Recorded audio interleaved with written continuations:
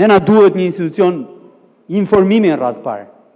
Informimi drejt, të ndershëm, të lirë, në kohë reale. Dizinformimi, keq informimi, dhuna, luftojnë vetëm në këtë mënyrë, vetëm duke informuar, drejt, ndershëm, profesionalisht dhe në kohë reale.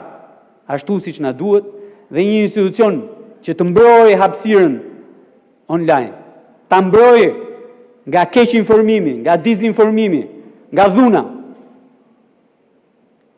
Dhe natyrisht nga sulmet e drejt për drejta që zhvillohen atje. Ajo për cilën po flasim prej ditësh, e që ka ndodhur atje online, natyrisht është krim.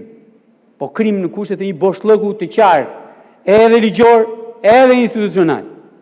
Të sulmosh në atë mënyrë, siç janë sulmuar ekonomia e këtij vendi, dega më e rëndësishme e tij.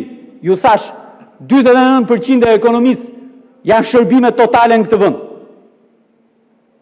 Është një krim me pasojë të rënda për sigurinë kombëtare.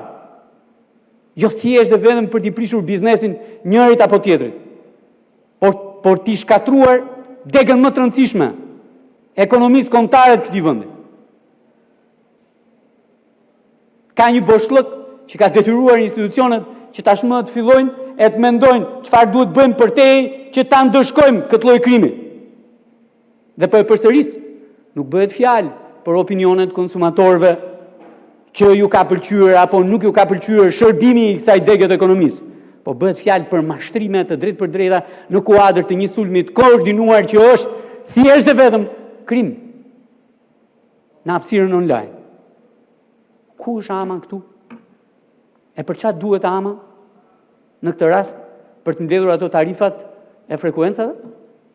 Për të mbledhur ato tarifat e licencimit?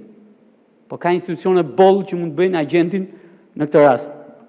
Për të mbledhur të ardhurat. Për gjë tjetër nuk vlen. Për atë që është nevojë kombëtare tani nuk vlen, nuk është.